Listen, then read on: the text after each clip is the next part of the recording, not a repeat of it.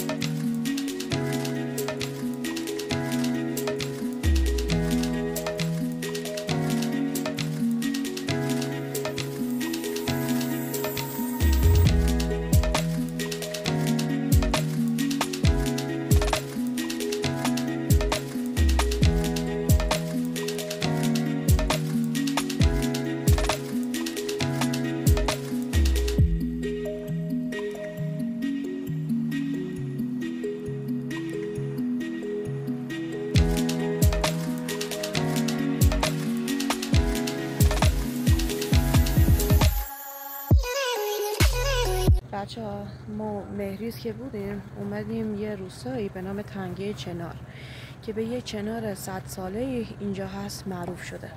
الان ما اومدیم اونجا. من دوربین رو برمیگردونم، شما عظمت و زیبایی این چنار رو ببینید. خب بچه‌ها، اینم از چنار. واقعا تنومنده، واقعا عظمت داره. حالا من میرم جلوتر که شما دقیق تر ببینین.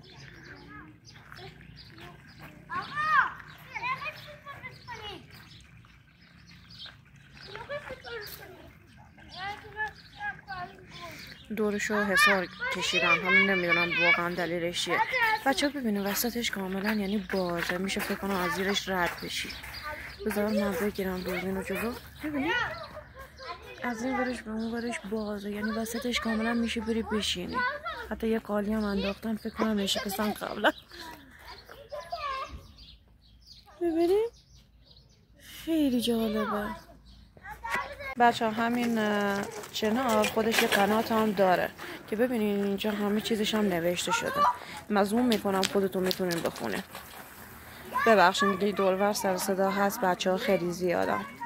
من عذرخواهی میکنم ازتون، ببخشید.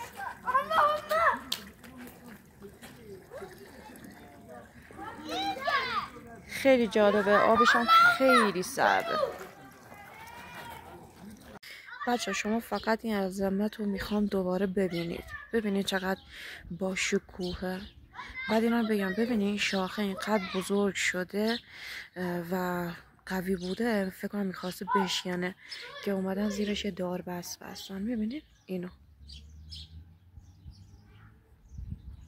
این دار بست.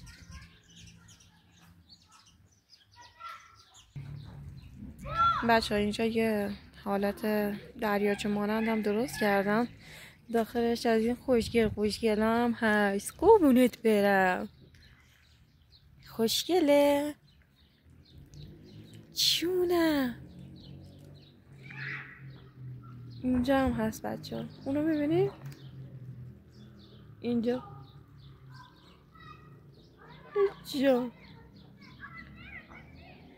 خیلی روستای قشنگیه. من خیلی خوشم اومد از اینجا. کاش میشه همینجا بمونم. جون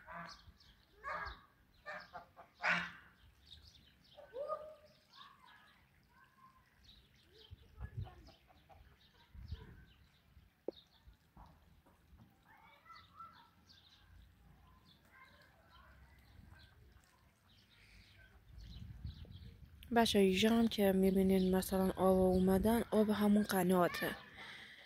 یه حالتی درستش کردن که آب قنات میاد میریزه اینجا. فکر کنم بعد از اینجا حتما میره به باغچه هاشون.